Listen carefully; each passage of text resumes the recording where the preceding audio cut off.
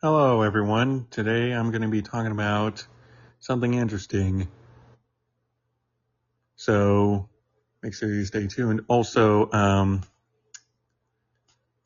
let me just explain that humans have been fascinated by birds since the dawn of time. Since for a very long time, we were inspired to take flight from them, which led to aerodynamics and led to airplanes, and especially we incorporated them in our diet like barbecue chicken and especially fried chicken. Makes my mouth water. But also, yeah. Yeah. So, any case, yeah, to our diet. And sometimes we use them as taxidermies. And bird watching. And finally, to be used as drones to spy or blend into the environment. Wait, I'm sorry, what? Oh, right. What was that last part? Oh, right. Well, let me explain. You see, a team of scientists at the New Mexico of Mining and Technology in Socorro have taken a few birds from a taxidermy and converted them into drones. Yeah, you heard me right. They're turning dead birds into spies for a variety of purposes and applications. And let me continue. What the researchers wanted to do with them was to spy on wildlife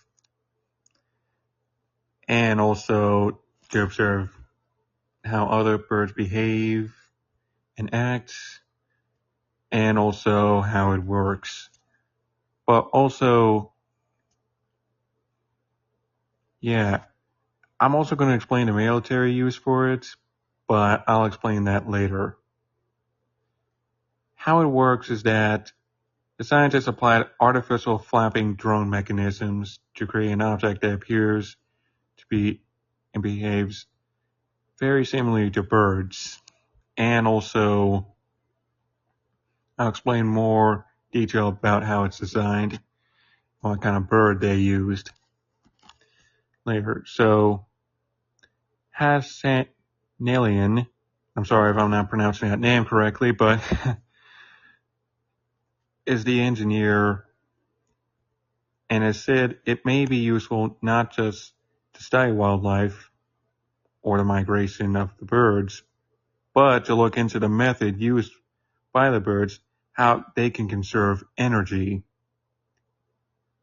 And according to Hassanalian, birds can cover 2,000 kilometers in just 2 days.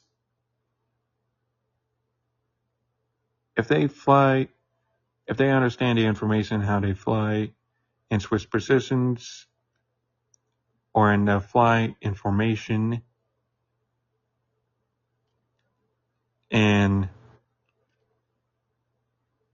let me reiterate that again, switch positions frequently, this will allow them to conserve 40% energy while flying and could be used for aerodynamics to save up energy costs. So they can't observe migratory birds yet, but they will apply the techniques from nature and to mostly all aircraft. And also has potential to track poachers and who caused or what caused the deforestations. It can also have enlarged applications to assist militaries in spy programs.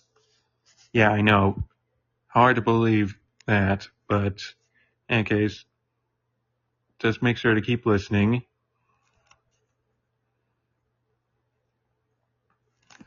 Okay, so, but it requires more research and I think a little bit more funding for bird prototype because the prototype they have is a little too loud to blend in. It can also be used for spying on enemies because would you expect a spy as a bird to watch you or something? But I'm sorry, let me rephrase that. Would you expect a dead or used taxidermy bird to spy on you? No, you wouldn't. Because it's pretty amazing if you think about it. So, in any case, yeah, it can also be used to survey the landscape. And before I finish, I'll explain more in detail in how it works. Researchers attach certain electronic components such as cameras and microphones in the preserved carcasses of the birds. They're called ornithopters or nithopters. Sorry, my mouth and lips are a little dry from that, but in any case,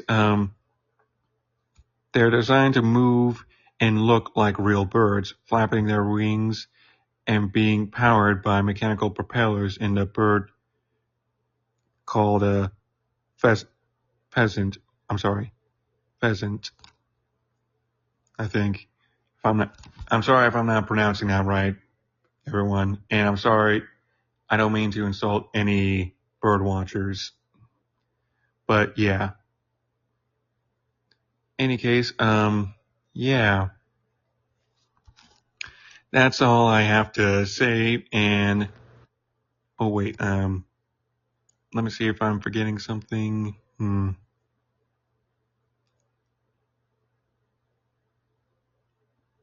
Nope, I think I got all that covered. Any case, yeah, how they really do is just they use the taxidermy birds to apply the electronic components inside the bird, make sure it looks like them with the eyes and the noise. But yeah, to perfectly blend in. But the problem is the noise pollution or the mechanical noise that's produced from it. Just to reiterate and refresh on what I was explaining earlier. So yeah, it does sound pretty amazing when you think about it. And in my previous videos, as I mentioned earlier, science fiction today is tomorrow's science facts. So I hope you have a great day. Anyone who enjoys or listens to my podcast, I hope you tell more people about me. And